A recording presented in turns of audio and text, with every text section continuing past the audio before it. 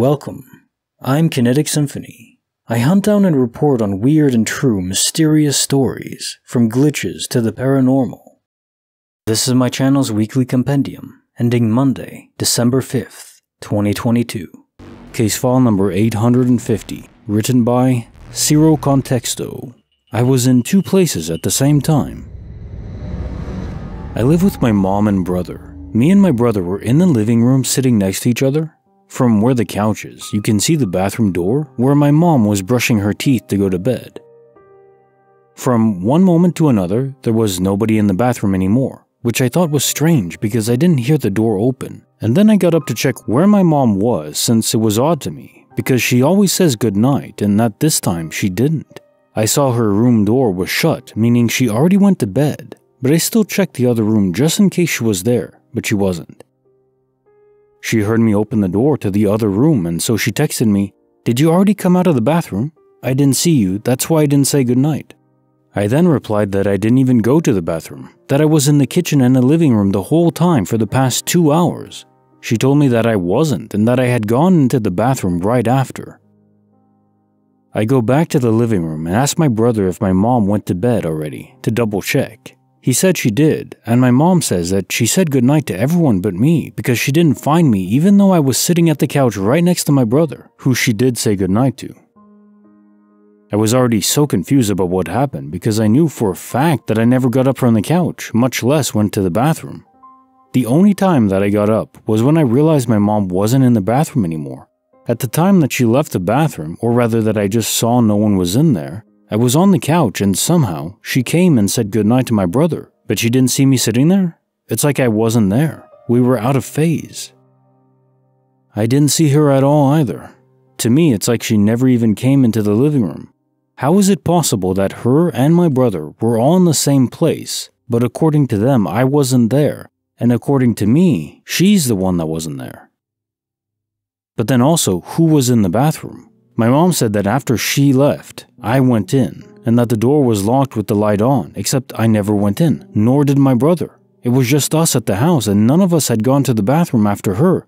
My brother then tells me that my mom said goodnight to him twice. The first time was before she went into the bathroom. He also said that she said goodnight to me too, when I was sitting at the kitchen chair. That's when I thought that I was completely losing my mind because I was never at that kitchen chair. And my mom never said goodnight to me. My mom doesn't remember saying goodnight twice, but my brother is fully convinced she did.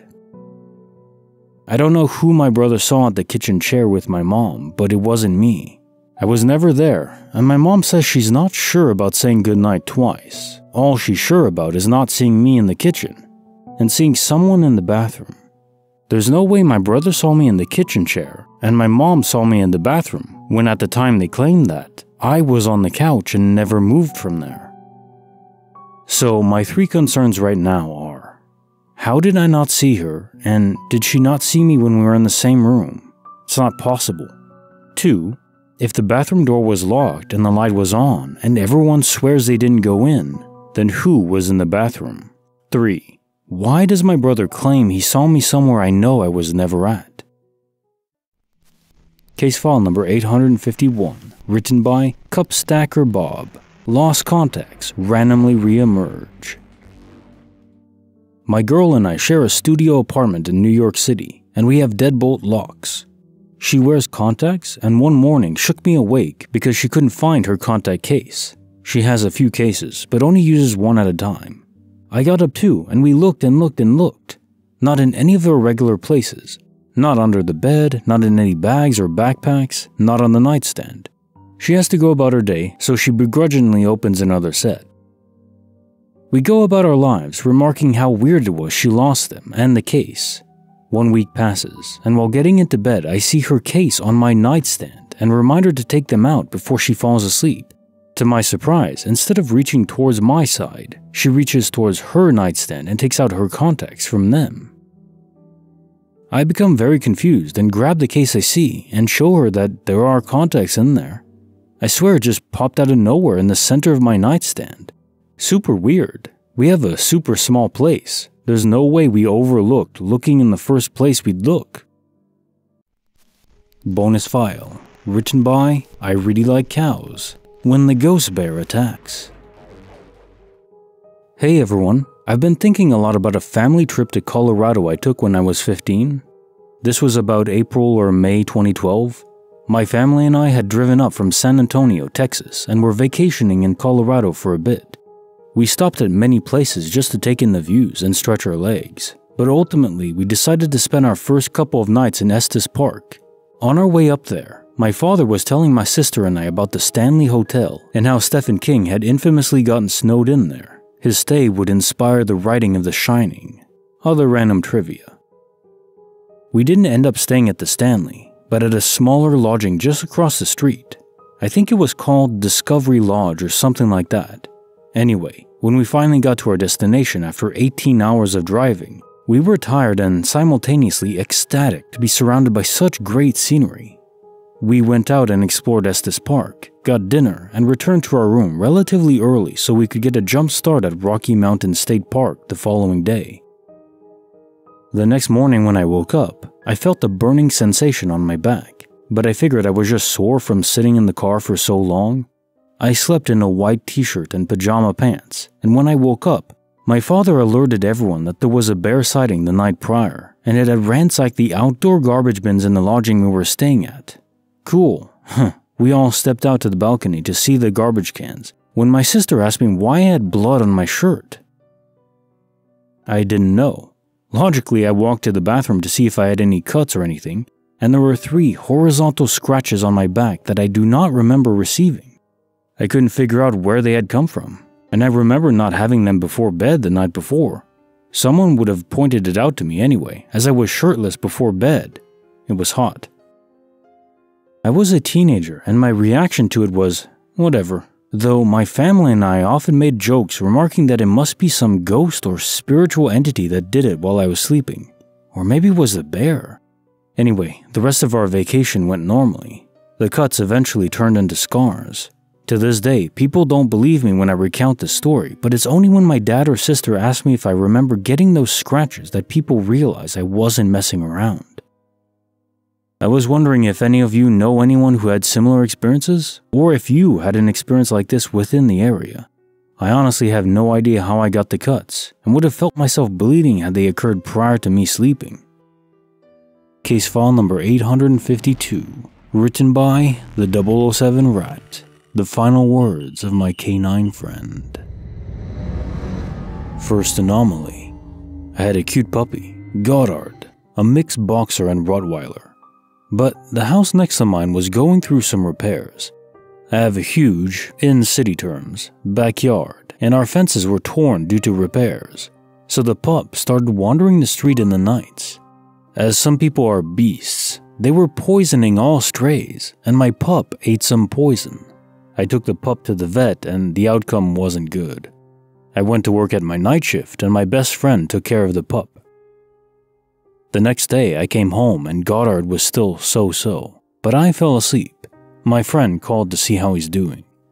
I went to the backyard and called him. At last, he whimpers behind a big bush that was on the furthest corner. "There you are," I say and tell my friend. "He just whimpered. I'm going to check him out," and hang up. He hides his head behind the bush, so I approach him calling, but he doesn't make another noise. I have to get some special scissors to cut some of the branches so I can fit through, and I see Goddard. And sorry about the rest of this description, but he's dead stiff, with flies over him. That was impossible in the less than 2 minutes it took me from I heard him whimpering to when I got to him. The second anomaly. About 10 years ago, we took a trip on an airplane. I wanted to be a pilot and just admired the beautiful straight wings on all planes as well as the other airplane features. I don't know if this is important, but my son died 4 years ago and I wanted to harm myself in my utterly devastated mental state. I have another child though, so that kept me bound to life. 3 years ago, I traveled on a plane and now all the wings are turned upward. When I came back, I checked the airplane information and never were the wings straight. A couple months ago, I was very sick. I didn't have much support, and some friends and my boss turned against me. I was heavily depressed again, but because of my other kid, I didn't do anything drastic. My friend, the one from the first story, and I had tickets to travel a couple weeks ago, and the wings were different again. Straight, turned upwards, and some ended in V shapes. So perhaps I did die, and I'm in a new universe.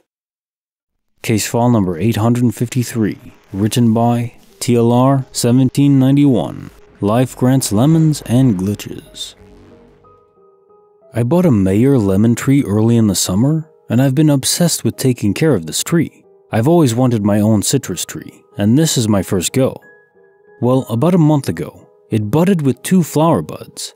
My boyfriend and I would check the flower buds every day, keeping an eye on how big they became before they blossomed. As the weather became colder at night, I started to take the plant inside, but only for the night. One day, a couple weeks ago, it was pretty windy as we came home, so I stopped to check on the tree. Now there was only 1 flower bud, and the second was no longer at the tip of the branch where it had been. I looked on the ground and inside the pot. I didn't see where it had maybe fallen off. My boyfriend and I looked at every tree branch, shook the branches, looked between the leaves, and nothing was there. We chalked it up to the wind making it fly off, so I brought the tree inside early and put it in front of the window.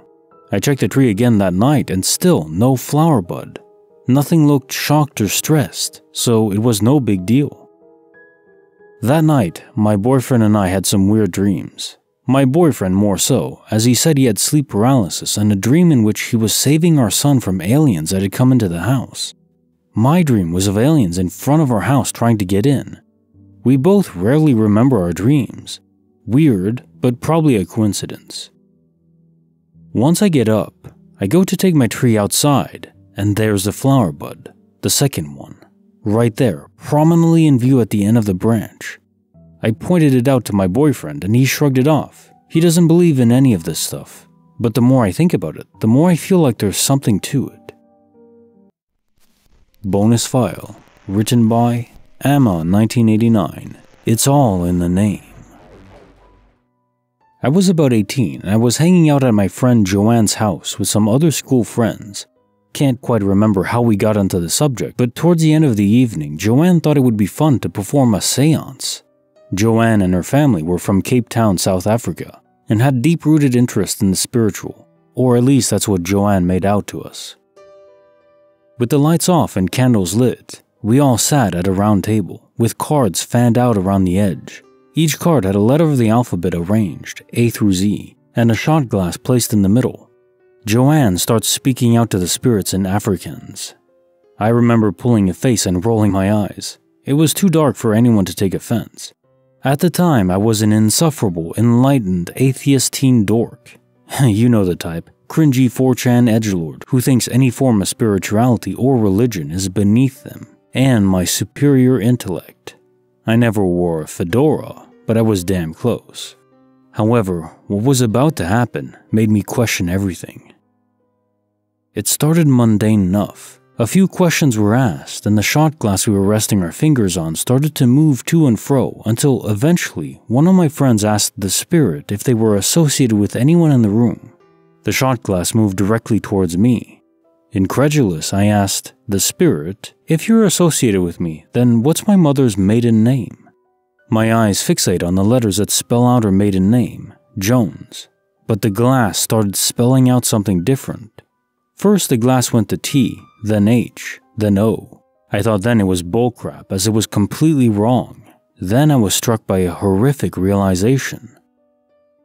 When my mom was 6 months old, her biological father died of a heart attack, and a year after that, she took her stepfather's name.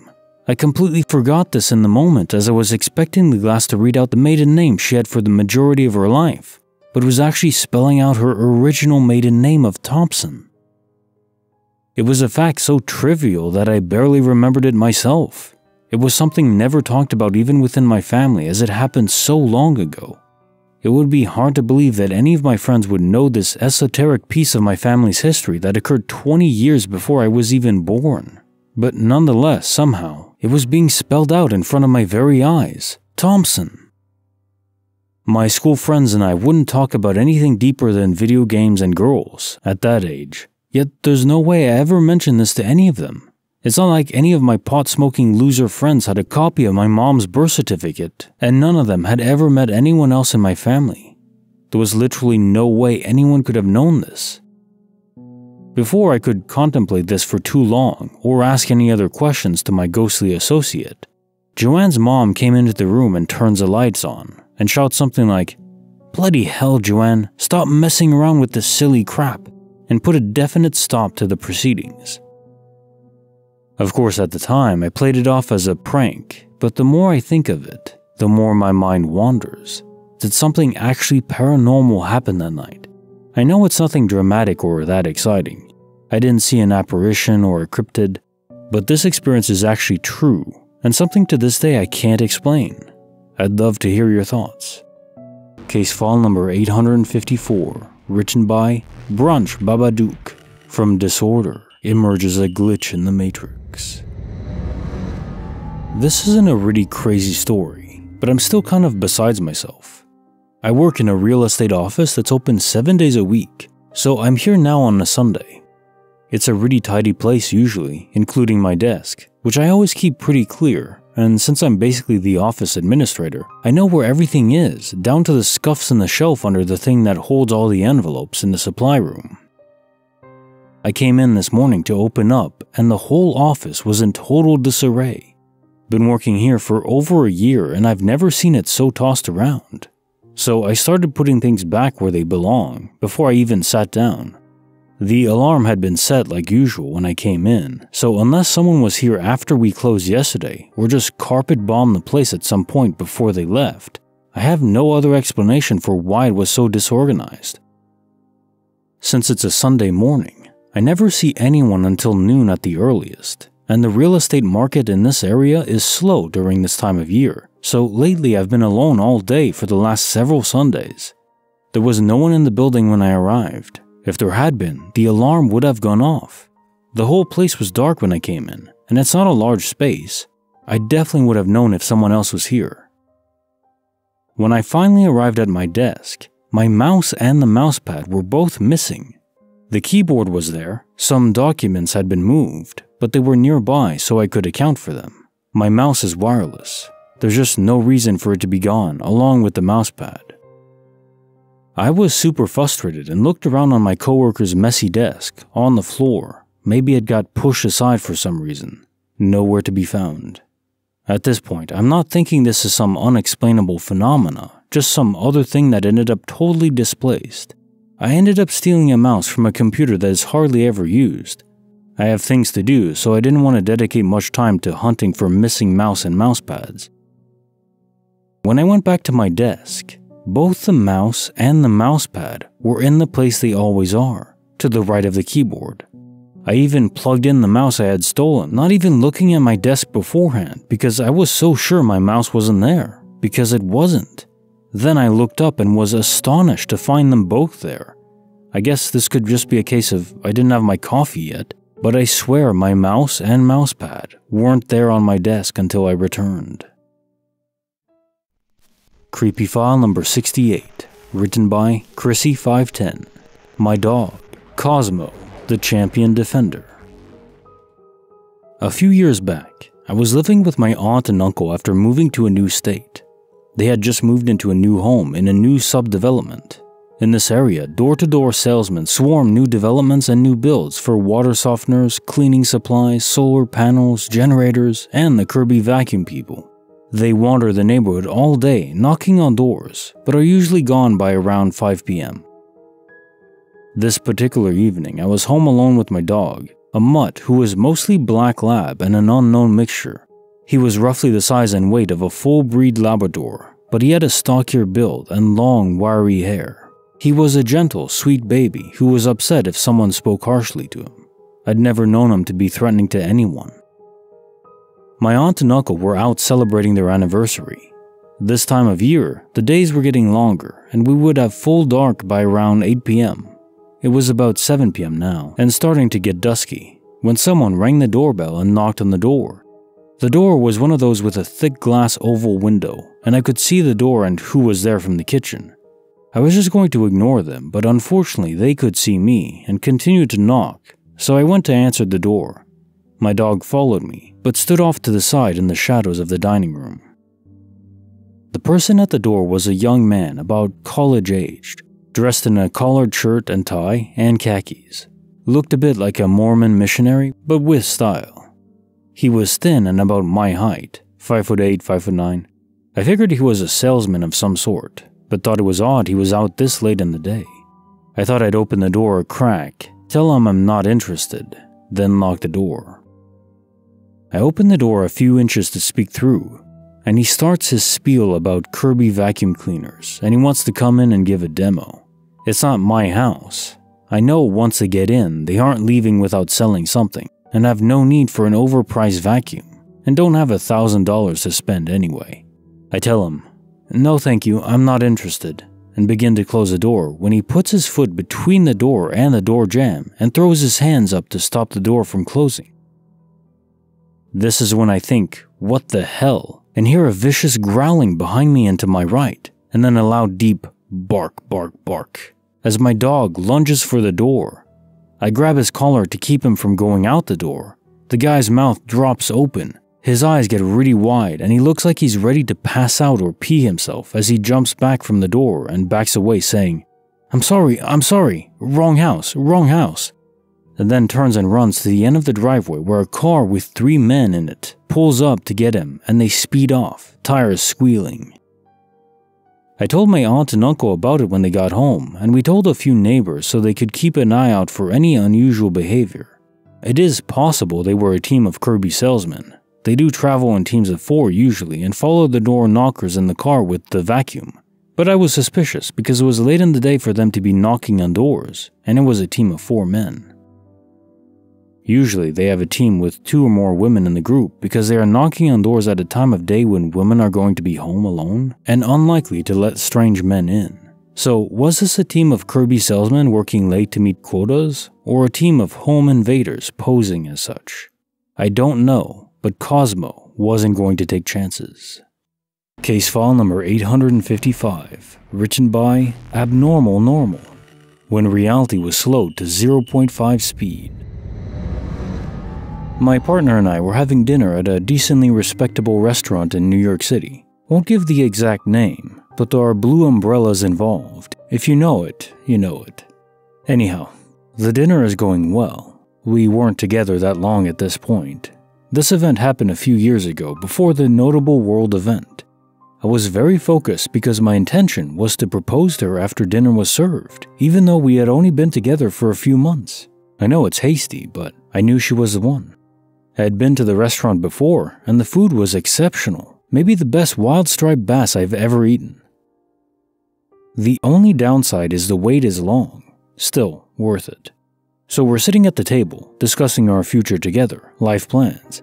Marriage had never been broached before, but it wasn't hard to tell that it was on both of our minds. Spoiler alert, we did end up getting married, still together now, very happy. She revealed later on that she was 99% certain I was going to propose to her that night, and was surprised when I didn't. We'll get to that. Here's the glitch. Dinner was finally being served, and as the waitress is walking away, time doesn't stop, but it's slowed down, notably so. I'd have to guess by a factor of 50% at the very least.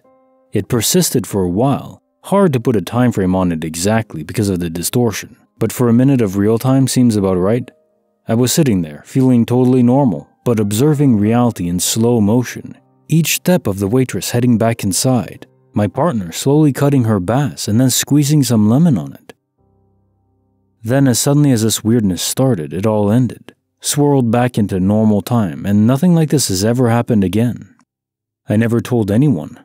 My partner was confused because she tried talking to me, but it was hard to even understand her as her voice sounded like Darth Vader to me. I just said that I was feeling a little stressed. I ended up not proposing to her that night because of this. I did it later in Central Park instead. Was the universe giving me a warning not to propose then?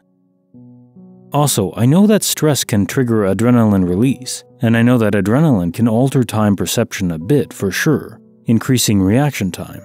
I've played a lot of football over my life, and I've entered that zone, the flow, where things appear to happen slower. But this was an extraordinarily extreme version of that. Case file number 856, written by Butterbeer. The Pulsating Reality. I'm an intuitive person, always have been since I was a kid. I'm also the outgoing type, as my friends describe anyways. I like being the center of attention. As a result of that, I tend to have large groups of people around at my place just to hang out. Oddly, I don't like drinking alcohol. Maybe the only extrovert alive who doesn't partake of that distilled curse. I say that so everyone understands I was entirely sober at the time of this glitch.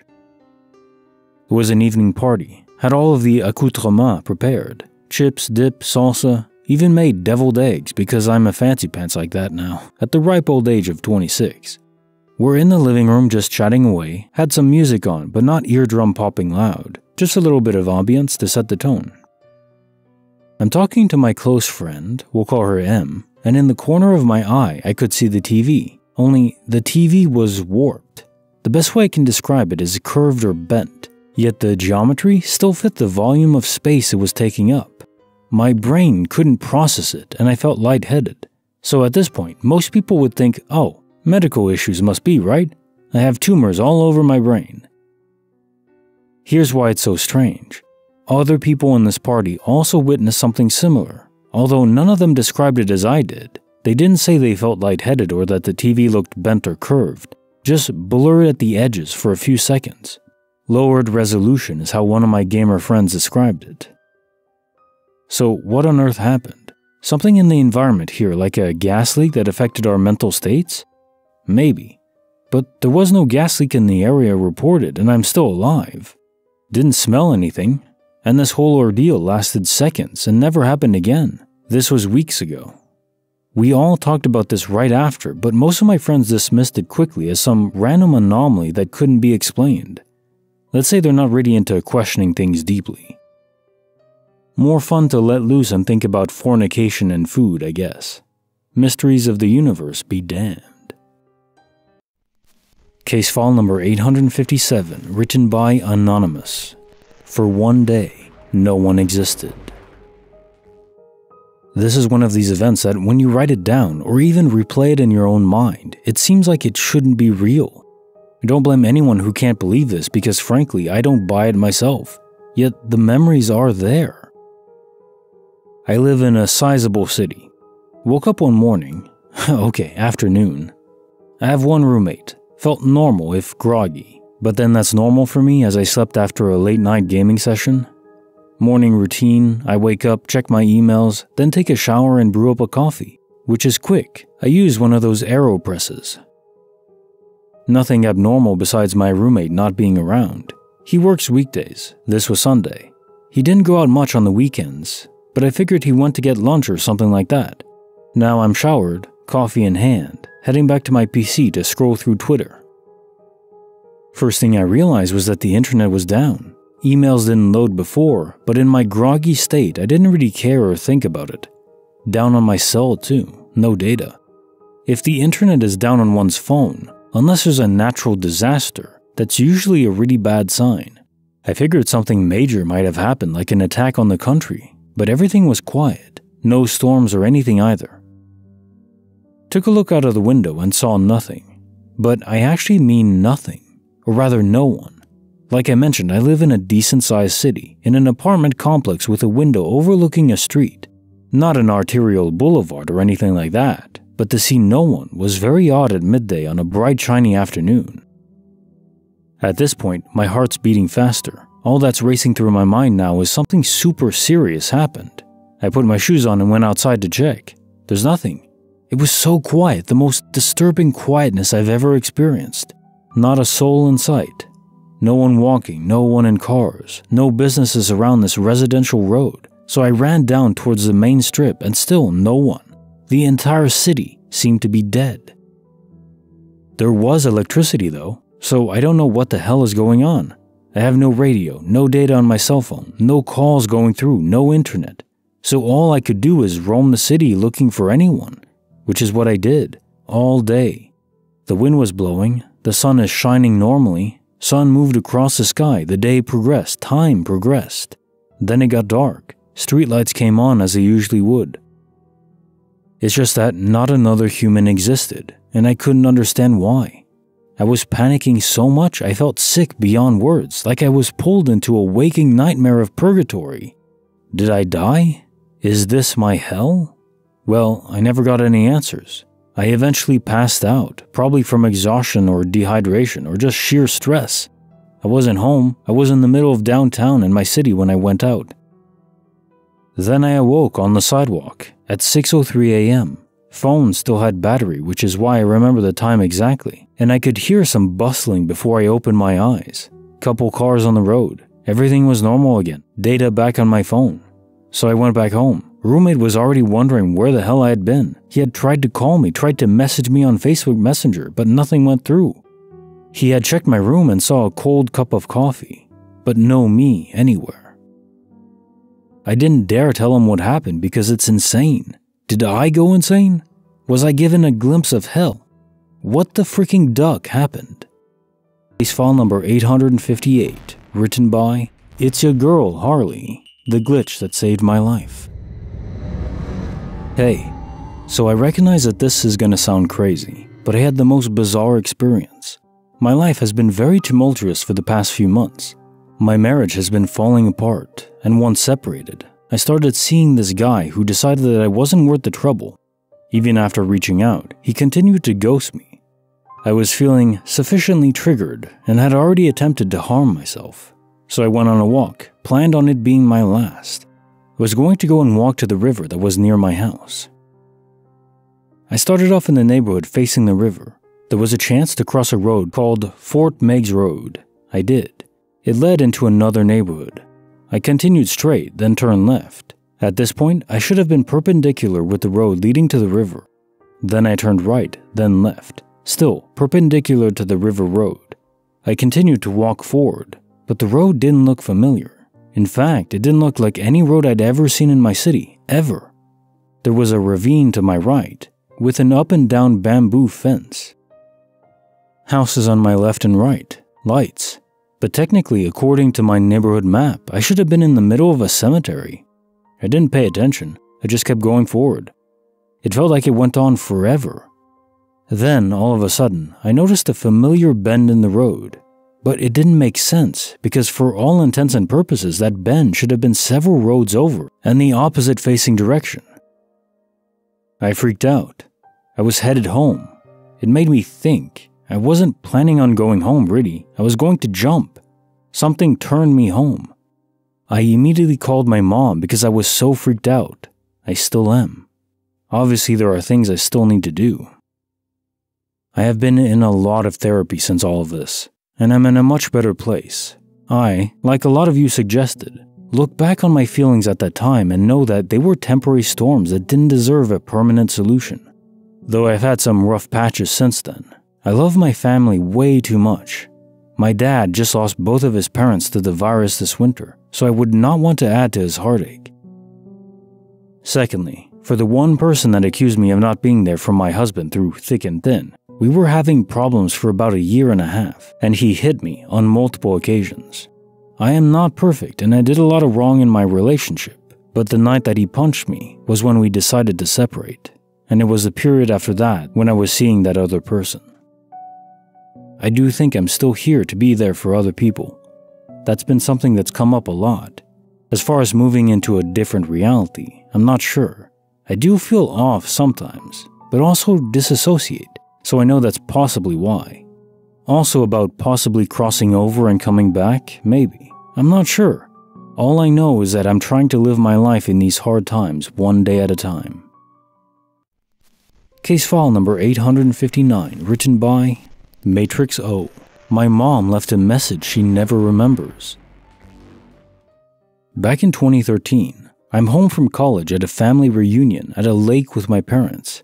Early on in the day, my dad falls in the lake with his phone in his pocket, and this is back when phones weren't water resistant, so none of the buttons were working and the screen isn't showing anything. Without any rice around, we just put it in my mom's purse. Several hours later, we get in the car ready to leave, and we start hearing something coming from my mom's purse. We pull out my dad's phone, and it's a message being played on a loop. "Hey, this is my mom's name. I'm just calling to tell you that we're at the Hummingbird Festival." There was nothing inherently creepy about what was said in the voice message, pretty basic. Except for the fact that none of us, including my mom, had ever heard of this hummingbird festival. The voice was unmistakably my mom's voice, introducing herself as my mom, first and last name. We couldn't get the message to stop playing until it stopped on its own after about a half hour. The phone never worked after that. We have no rational explanation for what happened and have just accepted that it was some glitch in reality. Case file number 860, written by SkyLover15. Daughter's sippy cup, sewn into the couch. Me, my husband, and our daughter went to have a mini vacation at my mom's house, who lives almost 3 hours away from us. We spend the day there and all is well until it gets to dinner time. I take my daughter's sippy cup, it's a kind with a sassy saying and the only one of its kind that we had, and hand it over to my husband so he can have it while he watches our daughter. Meanwhile, I'm grocery shopping with my mom. We get back to her house and my daughter starts saying she wants juice. I asked my husband where the sippy cup was, and he said he set it down on the table, but it's gone. We looked everywhere, and it completely disappeared. Defeated, I go back to the store and buy her another one. We finished the vacation without incident. About 3 to 4 months after coming back home, I noticed a hard bulge in my couch. It's not like something had fallen in there, it looked as if it was placed there while it was made. I have never noticed this before, and curiosity gets the better of me. So I cut open the couch. It was my daughter's sippy cup that disappeared from my mom's house several months ago. I've never been able to explain this one away, and so chalk it up to being a glitch. Bonus file, written by Flashy Emergency 702, The Woman with Black Eyes. I live in Pennsylvania, and there's this creepy house called Raymer's Hollow, where a murder took place in 1928.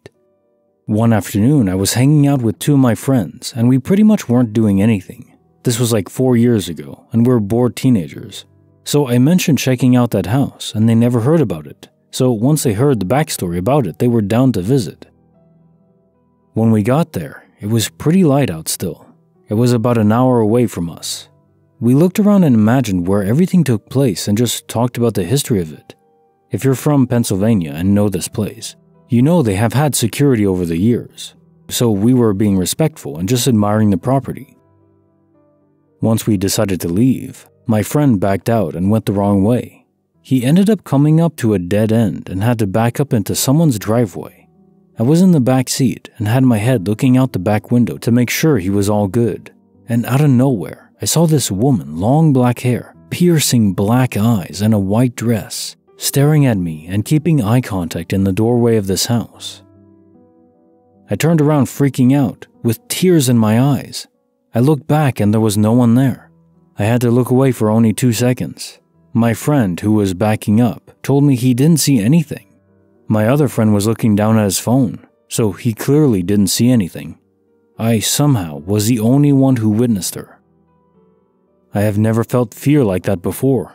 The way she was looking at me will never leave my mind. I don't know if I just saw a creepy woman or I saw something paranormal. Whatever it was, still haunts me to this day after years.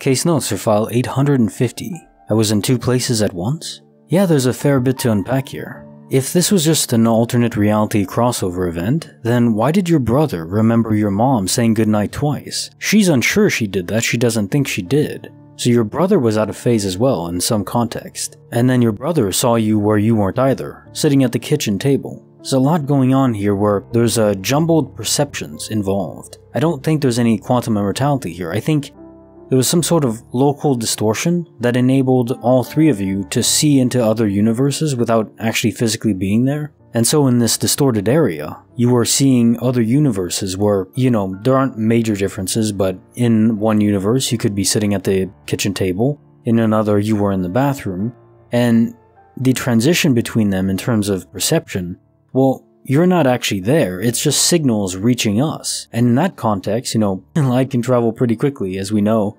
So the transition is very quick and seamless, and it applies for sound as well, which is just pressure waves in the atmosphere. Again, it's all just information, reverberations in the various fields and elements around us. I think this universal peering, as I like to call it now, can explain a whole bunch of stuff. A lot of glitches that we experience, déjà vu perhaps as well, or either glitches in the buffered reality or alternate timelines, other universes that we're seeing, without actually having to physically travel there. It could even account for doppelganger sightings as well, but not if you're seeing them at the same time, only if they're in different spots. If you're seeing them at the same time, there would be something else than universal peering. But no one saw each other in this story at the same time. It's all just in different locations that the original person, you or your mom or your brother, didn't believe they were at. Case notes for file 851. Lost contacts re-emerge. Right, I mean, I'm not surprised that the contacts were returned. Actually, the contacts being returned in this case is curious, because they're not especially high value, and I don't think returning them would have any meaningful impact in the long-term course of your life, because you have other cases, you have other contacts, so you'd get along fine without them. So it kinda throws a wrench in my theory. When items are returned, I think they probably have some high value or importance to the person's life. That's why either the server developer that returns them or the ghost spirit entity that does travel long distance to find the person it belongs to, they would only do that if it has any relevance. I mean, if it's just a tennis ball in my case or a contact case in yours, why return it? It doesn't really affect anything. So I think, along with all the intentional returns, there are just random spurts in the universe. We know actually in quantum mechanics that matter can spawn from nothing. Now, this is happening all over the place, all the time. We call this the quantum foam, where tiny virtual particles, we call them, they're real in the sense that they exist. They're reverberations in the fields of reality, but they annihilate each other because they're formed in pairs and they instantly collide, and one is anti, the other is normal, and that creates an annihilation. Now, it is in theory possible for nothing to spawn something, given enough time. Part of it is energy. The universe has to be in equilibrium and energy balance, so if an item is dematerialized, de-rendered from the universe, you could account it for a certain amount of information that's lost, taken out of RAM, I guess you could say. And then restoring that, well, it's just occupying the same amount of space, RAM, energy that it had before. It fits perfectly fine with what I understand about reality and physics as we know it. It could be done. We don't have the technology to de-render an item or dematerialize it, convert it all to energy and then back into matter. But it isn't impossible. It's within the realm of physics that would allow this. Case notes for the bonus file. When a ghost bear attacks. What a cool little story. And very peculiar. And that, yeah, it does seem like the bear is what attacked you. But obviously it didn't come into the room and actually scratch you in the room, because I think other people would have noticed a bear wandering inside a hotel and then breaking into a room. They open the door and then close the door, lock the door. I don't think that happened. So there is another possibility that it's not just some astral projection from the bear. Maybe you sleepwalked outside and the bear was by the bins trying to rummage for food, saw you, swiped at you, and obviously you're still sleepwalking, so then you go back inside and lay back in. That's the only mundane explanation I can think of. If you have a history of sleepwalking, it's possible and maybe likely even. But if it's not that, maybe indeed the bear somehow projected its essence and spirit into the room and started swiping. I don't know why it would do that though. Maybe some sort of aggressive behavior to buffer and ward people away from what it thought was a jackpot of food. I guess it also poses a question of, are animals sentient and to what degree? I think we all agree that trees aren't sentient. Plants can be intelligent, they can react to stimuli, but they're not self-aware to what we understand requires a brain. But how developed does that brain have to be? Technically, it's impossible to prove that anyone else is even sentient. I don't know, maybe you could all be programs of the Matrix and I'm the only real player.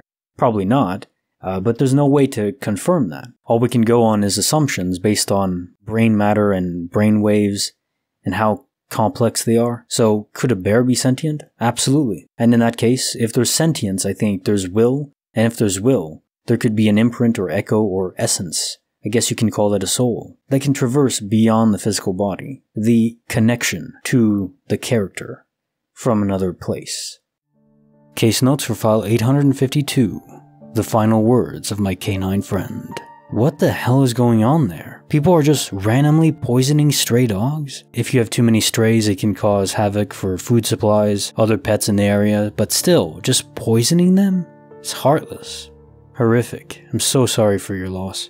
It is curious regarding his last whimper. It seems like he was trying to give you a signal of where his body was. I do think he had already died, and his echo was still left behind, which I do think that even our pets and other animals can leave behind an imprint, and that imprint didn't want his body to just decompose behind a bush, never to be found. So I think he was just trying to make sure that you knew what happened to him. And regarding the second glitch, it's interesting. I mean, I don't know that much about planes. I do know that they're able to change the back end of the shape, flaps I think they're called. But the actual shape of the wing is always curved, and it's curved outward from the plane. Sort of, yeah, like V-shape reversed. If you're looking at the plane going forward, it's a reverse V. Straight wings. I think there are some smaller planes that have straight wings, but it's always usually a bit curved. If it was the same type of plane, the same size, then there's some possibility there was a glitch here.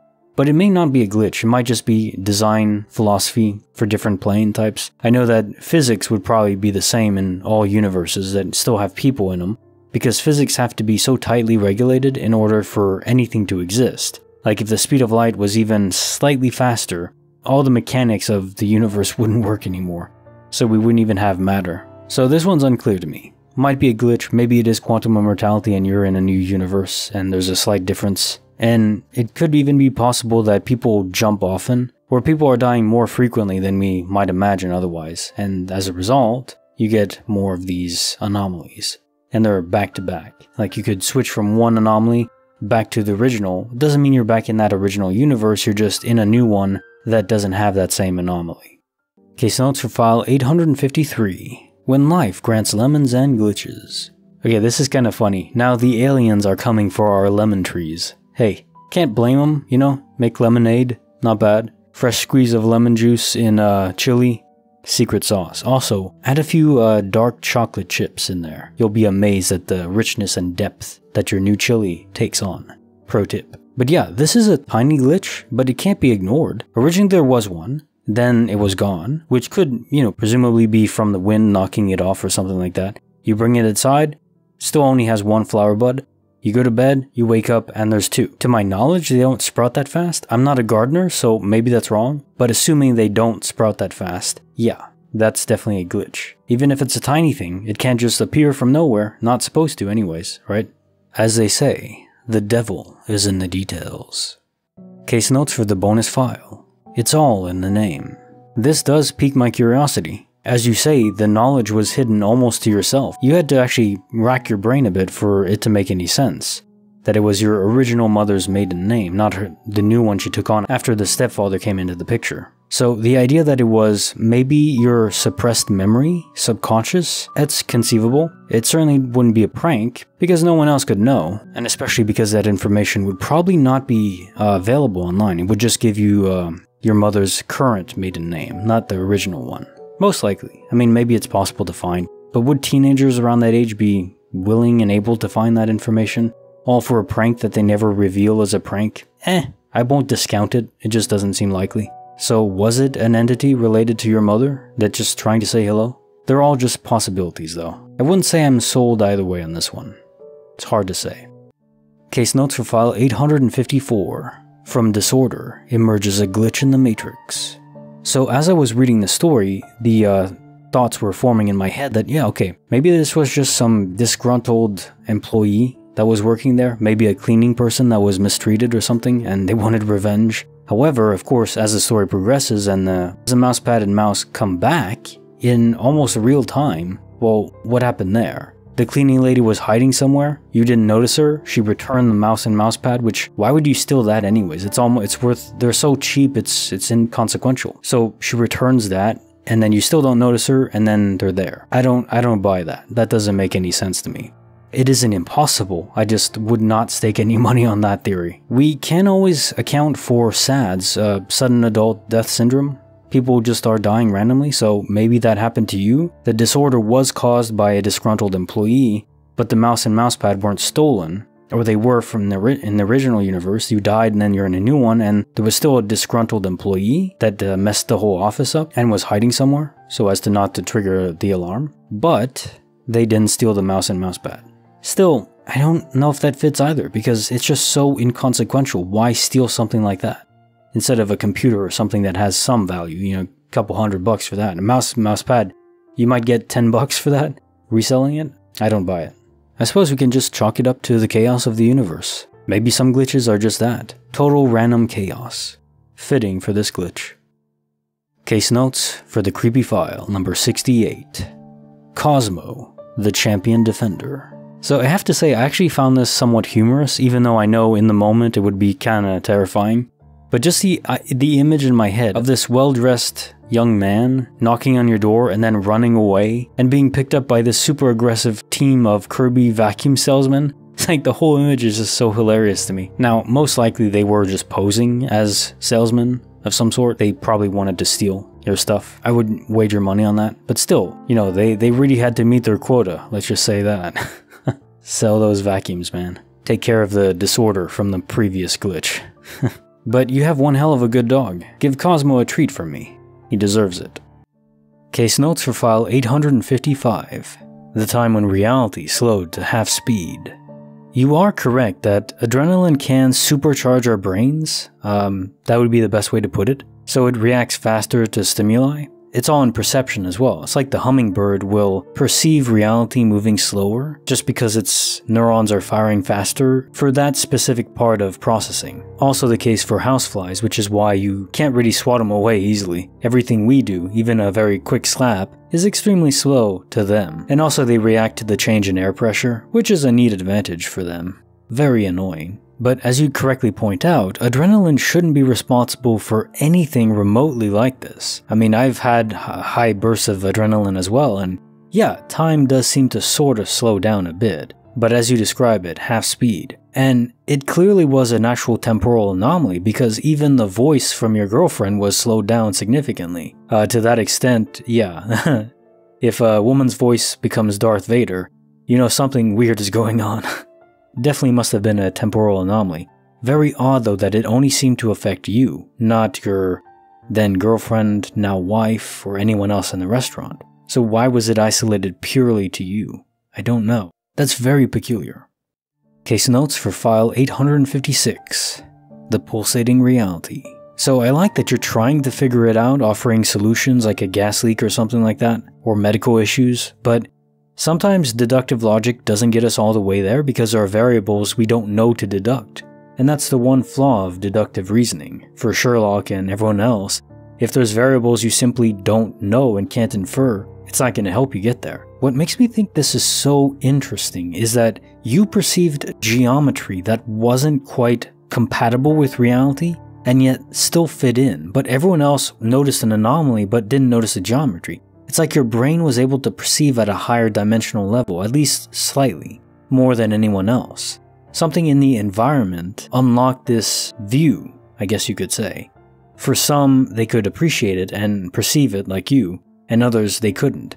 And I think to perceive it at that level required more brain power, which is why you felt lightheaded after. It also points out the fact that our brains operates on a lot of fundamental axioms and assumptions, I guess you could say, algorithms. It reminds me often of that white and gold dress or blue and black. The dress was really blue and black, but because of the lighting and different environmental cues that our brains automatically infer as variables, some people would perceive it. I think it was 30% would perceive it as white and gold. I saw a video that mentioned that a study done comparing the differences between those that saw it black and blue versus white and gold, those that saw it white and gold had a difference in pupil size. So there was an actual physical difference involved. It's not just perception, but also the amount of information being received, and that can be processed. So ultimately, yeah, I think there was some anomaly in the environment that enabled anyone in the area the opportunity to witness at a higher dimensional level, but not everyone's brain was capable, but yours was at least to some extent, and as a result, you perceive this geometry that didn't quite fit, and everyone else just saw kind of like blurred pixels. That's an apt way to describe it by your gamer friend. Case notes for file 857. For a day, no one existed. Yeah, so this is sort of like being pulled into the world of I Am Legend, minus the extremely powerful and terrifying zombies, so that's a plus. Now, was this purgatory? I don't think so. I think if something like purgatory or hell exists, there certainly wouldn't be bright sunny days involved and electricity still functioning.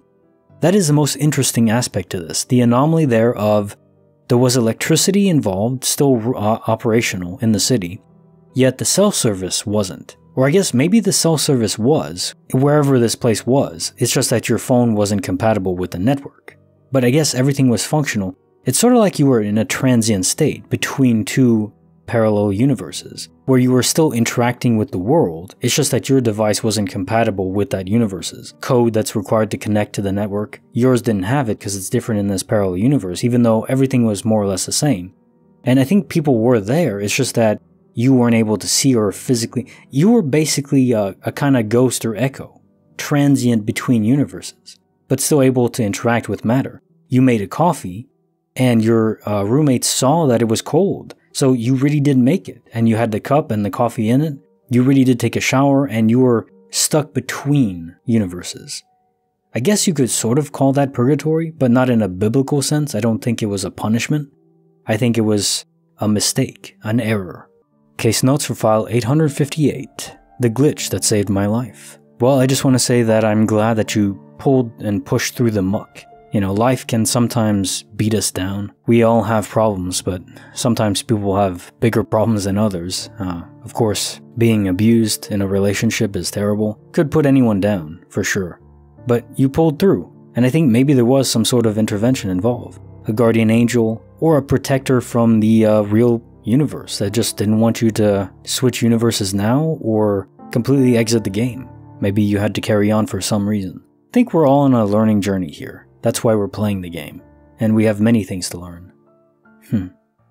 Case notes for file 859. My mom left a message that she doesn't remember. I think signals or energy has a much easier time to permeate through the barrier between universes than physical matter. So I think this was a real message, a real burst of information that was received by the phone that was damaged. For some reason that maybe made it easier to receive the signal. It was from a different universe where your mom maybe wasn't with your dad and was at a festival, and maybe they were still friends, so she was just calling to inform him. I think that's the easiest explanation that I can think of. Hope she had a good time at the Hummingbird Festival. Cool name. Case notes for file 860. My daughter's sippy cup was sewn into a couch. This one is really strange, because yeah, it's disappearing object phenomena, which is common, but then it reappeared within the couch. So, did an entity steal it, dematerialize it, or dephase it, and then rephase it within the couch? This doesn't strike me as intentional, it strikes me as a complete error. Maybe this happens frequently. Maybe objects are being returned to us, it's just that they're not always in the proper spot. Maybe they're rematerializing inside walls, or under the foundation, or inside the earth itself, and we just don't know. You know, something is trying to return it, or it's just the code is made to return it, correct errors, but it's not perfect. So sometimes it'll reappear in weird places. Maybe my tennis ball will come back in a carton of milk. That'd be funny. I don't think I'll sue the manufacturer for that. Case notes for the bonus file. The woman with black eyes.